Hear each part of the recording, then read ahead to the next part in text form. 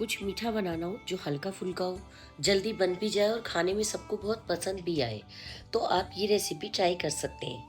ये देखिए, पहले भी आपको राजभोग की मेरी रेसिपी बहुत पसंद आई थी। आज बनाए हैं बहुत ही बढ़िया अंगूरी रसमलाई, या आप छोटे वाले रसगुल्ले कह सकते हैं, जिसे दूध में पकाया जाता है और बहुत टेस्टी बनते हैं। एकदम नरम मुलायम। सारे टिप्स और ट्रिक्स के साथ आपके साथ रेसिपी शेयर करूंगी, ताकि आप एक बार में परफेक्ट बना लें। मुझे तो ये अच्छे से बनाने आते ही हैं। सबसे पहले मैंने इसके लिए 1 लीटर काऊ का दूध लिया है। गाय का अमूल वाला दूध है। वैसे आप फुल फैट दूध से भी लेस बना सकते हैं, लेकिन फुल फैट दूध जो होता है उसके अंदर जो है मलाई ज़्यादा होती है, इसलिए उससे कम बनाया जाता है।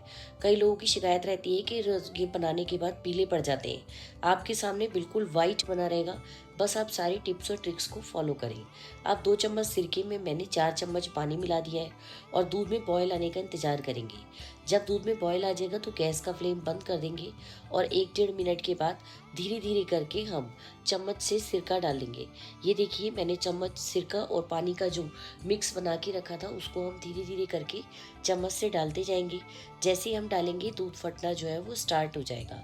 लेकिन ये एकदम सिरका नहीं डालना है, उससे क्या होगा, दूध को एकदम शॉक लगता है और हमारा छेना उतना स्मूथ नहीं बनता। अभी मैं आपको दिखाऊंगी कि कितना स्मूथ छेना बना था और कोई भी बनाने में गड़बड़ नहीं हुई। आप भी एक बार में ही बना लेंगे। बस धीरे धीरे करके 2 से 3 बैच में हमें सिरके और पानी का जो घोल है ना उसको डालना है। ये देखिए, 80% तक दूध फट चुका है, लेकिन जब तक इसमें हरा पानी ना आ जाए तब तक हमें सिरके का इस्तेमाल करना है। और 2 चम्मच सिरके में 4 चम्मच पानी बिल्कुल एक करेक्ट रेशियो है 1 लीटर दूध के रसगुल्ले बनाने के लिए। ये देखिए, बस क्या एकदम से हरा पानी पीला जो होता है वो हमें नज़र आने लगा है और दूध बिल्कुल अच्छे से फट चुका है। इसी स्टेज पर हम इसको छान लेंगे। देखिए, बिल्कुल छेना अपने आप ही अलग हो गया है। अभी देखने में इतना नरम मुलायम लग रहा है। वैसे भी गाय का छेना है, बहुत ज़्यादा नरम बनता है। आप कोई भी बर्तन लेंगे, उसके ऊपर छन्नी रख के उसके ऊपर एक साफ सूती कपड़ा बिछा देंगे और फटाफट से जो हमने छेना बना के रखा है उसको हम इसके ऊपर छान लेंगे। छेना अच्छा बना हो उसकी पहचान यही है कि देखिए, कढ़ाई में बिल्कुल भी नहीं लगा हुआ है। और पानी डालने का, कढ़ाई में जब भी आप दूध उबालें पहले थोड़ा पानी डाल लीजिए, उससे वो दूध कढ़ाई में चिपकता नहीं है। कढ़ाई में क्या, आप दूध भी उबाल रहे हो ना नॉर्मल घर में, तो भी उस बर्तन को गीला करके सिर्फ 1 चम्मच नीचे पानी डालिए, आपका दूध का बर्तन कभी नहीं जलेगा। अब इस तरह से हम उसे साफ 2 गिलास पानी से अच्छे से छेना को धो लेंगे। और जो पहले वाला पानी था ना, वो मैंने निकाल दिया है। उसका इस्तेमाल आप जो है दाल सब्जी बनाने में या चावल उबालने में कर सकते हैं। अब इस तरह से मैंने क्या किया, इसकी एक पोटली सी बना दी। अच्छे से इसको 2 बार पानी से धो लिया है। धोने में मुझे 2 गिलास पानी का इस्तेमाल हुआ है। नल के नीचे नहीं धोना, छेना गर्म ही रहना चाहिए। बस इस तरह से अब हम इसे ढककर एग्जैक्टली 10 मिनट के लिए रख देंगे और इसके ऊपर कोई भारी चीज़ रख देंगे। हमने 1 लीटर दूध का छेना बनाया है, तो इसके ऊपर आप कोई 1 लीटर वाली ही चीज़ रखिए, लेकिन सिर्फ 10 मिनट के लिए। इतनी देर छेना उबालने के लिए हम अपनी चाशनी बना लेते हैं। ये भी बिल्कुल परफेक्ट नाप है। 1 कटोरी चीनी, यानी कि 250 ग्राम चीनी होगी। और इसके अंदर हम पूरा 7 कटोरी पानी डालेंगे, यानी कि पौने 2 लीटर पानी, क्योंकि छेना को उबलने के लिए पर्याप्त पानी चाहिए। और इस चाशनी को मैं दिखाऊंगी आपको, बिल्कुल साफ सुथरी चाशनी है, मतलब छेना बनाने के बाद भी। और मैंने तो उसको उठाकर रख दिया है।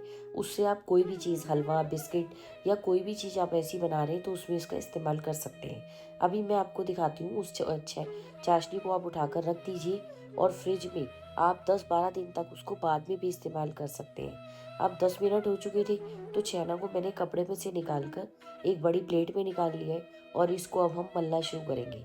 हथेली की जो बैक साइड होती है उससे हमें इसे लगातार बिल्कुल हल्के हाथ से मसलना है।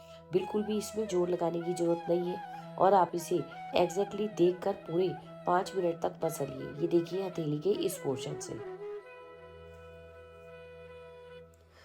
5 मिनट के अंदर अंदर ये सारा छेना इकट्ठा हो जाएगा और बिल्कुल एक सॉफ्ट बॉल जैसा बन जाएगा। ये देखिए, अभी मुझे 3-4 मिनट ही हुए हैं और ये छेना इकट्ठा होना स्टार्ट हो गया है। सारे छेने को इधर से साइडों से इकट्ठा करते हुए बीच में लाइए और इस तरह से हल्के हाथ से मलते रहिए।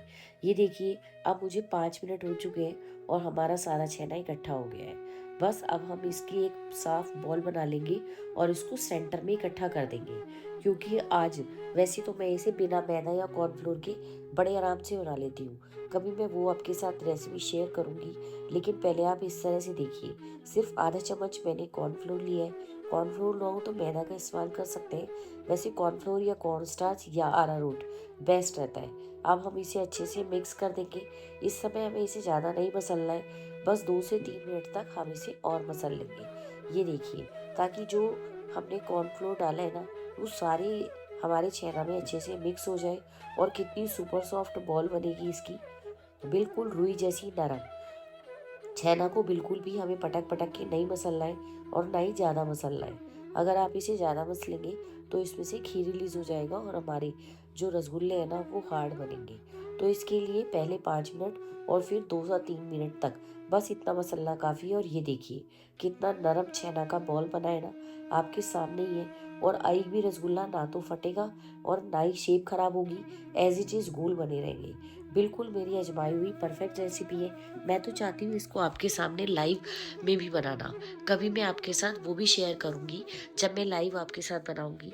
आप इस रेसिपी को पसंद कीजिए, लाइक शेयर कीजिए और ज़्यादा से ज़्यादा इसे शेयर कीजिए। और चैनल को इस तरह की अच्छी अच्छी रेसिपीज़ देखते रहने के लिए सब्सक्राइब कर लीजिए।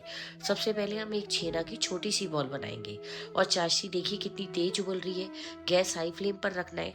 और एक बॉल आप पहले बॉईल करके देख लीजिए, क्योंकि अगर ये बॉल फट रही होगी या इसकी शेप खराब हो रही होगी तो हमारा बाकी का छेना खराब नहीं होगा। मैंने इसे 5 मिनट उबलने दिया और ये देखिए बॉल बिल्कुल इंटैक्ट है और बहुत अच्छे से बॉयल हो रही है और साइज़ 1.5 गुना के आसपास हो गया है। तो अब हम इसे ढक देंगे और इसे बॉयल होने देंगे और अपनी बाकी छेना की बॉल्स बनाकर तैयार कर लेंगे। आप इसी तरह से बिल्कुल सफ़ेद वाले रसगुल्ले भी बना सकते हैं। अगर तो आप सफ़ेद रसगुल्ले बना रहे हैं तो आप इसके 15 रसगुल्ले बनाइए। और अगर आप ये छोटे वाले, क्योंकि मैं इसे दूध में पकाऊंगी तो दूध में भी इसको मिलाना है, तो इसलिए रबड़ी बनाकर इस वजह से मैंने इसकी कम से कम 25 बॉल्स बनाई है। 25 से भी ज़्यादा ही होंगी, मैंने गिनी नहीं है। अगर आप वीडियो रोक कर गिनना चाहते हैं तो अभी आप बैठ कर गिन लीजिएगा। ये देखिए कितनी छोटी छोटी बॉल बनानी है। इससे बड़ी अगर आप बॉल बनाएंगे ना तो अभी इनका फूल कर साइज डबल हो जाएगा। तो वो आपको दूध में जो है ना बिल्कुल रसगुल्ले जैसी लगेगी। तो जो अंगूरी रसमलाई होती है उसका साइज थोड़ा छोटा होता है। तो बस इस तरह से छोटी छोटी बॉल्स ही आपको बनानी है और एक साइज की बनाने की कोशिश कीजिए। अगर आप चाहें तो चम्मच का इस्तेमाल इस समय कर सकते हैं। इस तरह से मैंने सारी बॉल्स बनाकर तैयार कर ली है। आप सबको मेरी रेसिपी पसंद आती हो तो प्लीज़ चैनल को लाइक शेयर और सब्सक्राइब जरूर कीजिए और बेल आइकन भी प्रेस कीजिए, ताकि जिससे मेरी रेसिपीज़ जो भी मैं अपलोड करूं वो सब आपके पास पहुंच जाए। ये देखिए आपके सामने ही है। ये कम से कम 25 से 30 बॉल्स हैं। आप चाहे तो इनको गिन भी सकते हैं। अब ये हमारा जो रसगुल्ला है ये तो बनकर तैयार है, लेकिन मैं इसे साथ में ही उबलने दूंगी, कोई दिक्कत नहीं है। बाकी की बॉल्स जो है वो हम एक एक करके डालते जाएंगे और गैस का फ्लेम बिल्कुल हाई रखना है। स्लो फ्लेम पर हमें इसे कतई नहीं पकाना। अगर आप स्लो फ्लेम पे पकाएंगे तभी हमारी जो बॉल्स होती हैं उनके फटने का डर रहेगा। एक एक करके बॉल्स में इसमें डालती जाऊंगी और उनको हाथ से हल्का सा फिर से गोल करती जाऊंगी और गैस का फ्लेम बिल्कुल हाई रहने देंगे। जब हम सारी बॉल्स डाल देंगे तो हमें इसे फौरन ढक देना है, ताकि इसमें अच्छे से झाग बन जाए। कोई मैदा का घोल, रीठे का घोल कुछ डालने की जरूरत नहीं है। अब इस ढक्कन को हाई फ्लेम पर आपने बिल्कुल 15 मिनट तक हिलाना ही नहीं है। 15 मिनट के अंदर आपकी सारी बॉल जो है परफेक्टली बनके कुक हो जाएंगी। ना हमें बीच बीच में चाशनी डालना ना कुछ। इतनी देर मैंने एक बड़े बर्तन के अंदर खूब सारा पानी और बर्फ डाल लिया है। ये देखिए बिल्कुल परफेक्ट बॉल्स बनके तैयार हुई है। ना तो ये पीली पड़ी है, साइज भी बिल्कुल परफेक्ट है। ये देखिए दूध में डालने वाली बॉल्स इसी तरह से बनती है। बस अब एक एक बॉल लेंगे और हम उसको उठाकर और उस पानी के अंदर डालते जाएंगे, ताकि इसका कुकिंग प्रोसेस रुक जाए।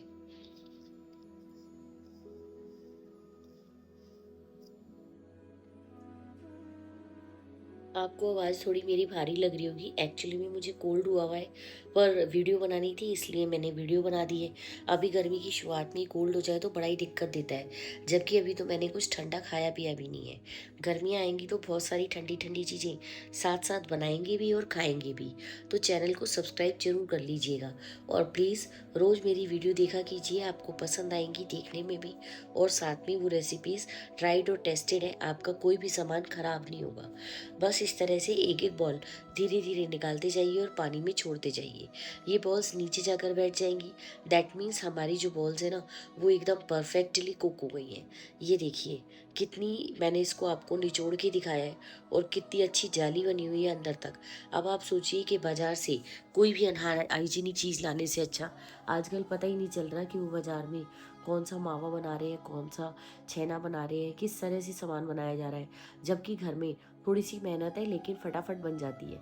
पर ये मेहनत उतनी नहीं है, अगर आप वीडियो देखकर बनाएंगे तो आपका सामान ख़राब भी नहीं होगा और चीज़ भी अच्छी और सही बनेगी। ये देखिए मैंने बॉल को अच्छे से दबा दिया है और पानी में डालने के बाद ये फिर से अपनी शेप रीगेन कर लेगी। एक मैं आपको कटोरी में डालकर दिखाती हूँ। ये देखिए मैंने पूरा रस निचोड़ के और वो डाला है पानी में, और ये अपने आप ही फूल कर, कटोरी है तो ये तैर कर ऊपर आ जाएगी। एक बार फिर से इसको निचोड़ लेते हैं, फिर से पानी में डालेंगे और फिर से ये अपनी शेप रीगेन कर लेगी। और ये देखिए आपके सामने रसगुल्ले बिल्कुल भी पीले नहीं पड़े हैं। एक्चुअली में रसगुल्ले पीले पड़ने का कारण होता है, अगर आप पुराना छेना या पुरानी चाशनी का इस्तेमाल करेंगे तो वो रसगुल्ले पीले पड़ेंगे। हलवाई तो इसके अंदर साथ साथ हाइड्रो डालते जाते हैं। ये केमिकल होता है जिससे मिठाई का रंग सफ़ेद बना रहता है, लेकिन वो हमारी सेहत के लिए अच्छा नहीं है, तो घर में उसको यूज़ करना सही नहीं है। अब हम क्या करेंगे, उन रसगुल्लों को साइड में ढककर रख देंगे। इतनी देर इसके लिए एक रबड़ी तैयार कर लेते हैं। इसके लिए मैंने कढ़ाई में 1 चम्मच पानी डाल के उसके बाद 1 लीटर दूध डाल दिया। जब दूध में बॉयल आ जाएगा तो केसर के थोड़े से धागे डाल देंगे। केसर के धागे डालने से बहुत अच्छा कलर आता है और साथ में बहुत खुशबू भी आएगी केसर की। लेकिन अगर आपके पास केसर अवेलेबल ना हो तो कोई टेंशन नहीं है, आप उसकी जगह हल्की सी चुटकी भर हल्दी डाल सकते हैं। अब हमने क्या किया है, इसके अंदर 2-3 काजू, 2-3 बादाम और थोड़ा पिस्ता डाल दिया है और आधी कटोरी के लगभग चीनी डाल दी है। और कोई चीज़ मुझे नहीं डालनी। आपको अगर इलायची का फ्लेवर पसंद है तो आप इसमें इलायची को पीस कर पाउडर बना के डाल सकते हैं, पर मैंने इलायची नहीं डाली है। उसकी वजह मैं इसके अंदर केवड़ा एसेंस का यूज़ करूँगी, क्योंकि बाज़ार में मिठाइयों के अंदर जो खुशबू आती है ना, आज बिल्कुल परफेक्ट बाजार जैसी बनाएंगे। मैंने रबड़ी को 10 मिनट उबाल लिया था। हमें इसे ज़्यादा गाढ़ा नहीं करना, ये देखिए बिल्कुल पतला ही रहने देना है, क्योंकि अगर आप ज़्यादा गाढ़ी चाशनी बनाएंगे ना तो रसगुल्ले जो है वो चाशनी को अब्जॉर्ब नहीं कर पाएंगे। बस अब ये हमारी चाशनी बनकर तैयार है। आप मान के चलिए 1 लीटर दूध का 700 ml के आसपास दूध रह जाएगा। उसको हम थोड़ा रूम टेम्परेचर पे आने देंगे। इतनी देर पानी के अंदर से रसगुल्लों को निचोड़ निचोड़ कर इस तरह से हम जो है बिल्कुल जो है एक बड़े बर्तन थोड़ा चौड़ा होना चाहिए, इस बात का ध्यान रखें, क्योंकि रसगुल्ले अगर आप एक के ऊपर एक रखेंगे ना तो वो तैर कर ऊपर नहीं आएंगे। अभी मैं आपको दिखाऊंगी कि जब मैंने इसमें रबड़ी डाली तो रसगुल्ले कितने अच्छे से तैर कर ऊपर आए। बस हल्के हाथ से दबाकर प्रेस कीजिए, लेकिन पानी सारा निकाल लीजिए, क्योंकि इसमें अगर पानी होगा ना तो वो सारी रबड़ी को पतला कर देगा और वो रसगुल्ले उतने मीठे नहीं बनेंगे। बिल्कुल परफेक्ट नाप से बनाया है और आप सबको ये रेसिपी अच्छी भी बहुत लगेगी। ये देखिए इस तरह से मैंने सारे रसगुल्लों को धीरे धीरे करके निचोड़ लिया है और इन्हें हम जो है एक बड़े बर्तन के अंदर रखते जा रहे हैं। सारे रसगुल्ले आराम आराम से पहले रख लीजिए, क्योंकि हमारी जो रबड़ी है वैसे भी वो थोड़ी सी रूम टेम्परेचर पर आनी चाहिए, लेकिन उसे हमें ठंडा नहीं करना है। इस बात का भी आप ध्यान रखें। रबड़ी हल्का सा उसकी गर्मी कम हो जाए, लेकिन वो रूम टेम्परेचर पे आ जाए हल्का सा, लेकिन वो ठंडी ना हो। उसे फ्रिज में हमें नहीं रखना है। फ्रिज में हमें रसगुल्ले डालने के बाद रखना है, क्योंकि आप हल्की सी अगर गुनगुनी जो होती है वो रबड़ी इसमें डालेंगे ना तो ये रसगुल्ले फटाफट से रबड़ी को पी जाएंगे और बहुत अच्छे अंदर तक इनका कलर भी अच्छा बिल्कुल लाइट येलो हो जाएगा और अंदर से ये बहुत ज़्यादा सॉफ्ट और नरम बनेंगे। देखिए मैंने सारी रबड़ी पलट दी है और रसगुल्ले अपने आप ही तैर कर ऊपर आ गए और इन्होंने रबड़ी को पीना चालू कर दिया। इसका मतलब हमारे बढ़िया परफेक्ट डेजर्ट बनाए। और ये आप मान के चलिए कम से कम 1 किलो से तो ये ज़्यादा ही है, 1-1.5 किलो के आसपास हमारे रसगुल्ले बनकर तैयार हुए। हो सकता है 2 किलो भी हो, मैंने तोले नहीं है। बहुत बढ़िया है। बस अब इसको मैं तो उठाकर फ्रिज में रखने वाली हूँ और फ्रिज में रखने के बाद ये देखिए 4 से 5 घंटे के बाद आप ये देखिए कितनी अच्छी, बिल्कुल बाजार जैसी, लुक भी बाजार जैसा आया है और टेस्ट भी, और बिल्कुल साफ सुथरी घर की हाइजीनिक बनी हुई है। तो आप इस रेसिपी को जब मर्जी, कोई त्योहार हो, कुछ हो, व्रत में भी आप ये बना सकते हैं। मैं एक बार आपसे व्रत के रसगुल्ले भी शेयर करने की कोशिश करूंगी, जो बहुत ही अच्छे बनते हैं, और साथ में उसमें सिर्फ वैसे ही व्रत में खा सकते हैं। हमने आधा चम्मच इसमें कॉर्नफ्लोर का इस्तेमाल किया है। व्रत में जो रसगुल्ले बनाएंगे उसमें इसका इस्तेमाल भी ना करें। उसकी रेसिपी मैं आपके साथ शेयर करूंगी, ताकि व्रत में अगर रसगुल्ले खाने का मन हो तो आप वो भी खा सकें। देखिए कितना अच्छा बढ़िया हमारा छेना के रसगुल्ले बनके तैयार हुए हैं। बच्चों से वेट नहीं हो रहा है और मुझसे भी नहीं। तो चलिए मैं चली खाने।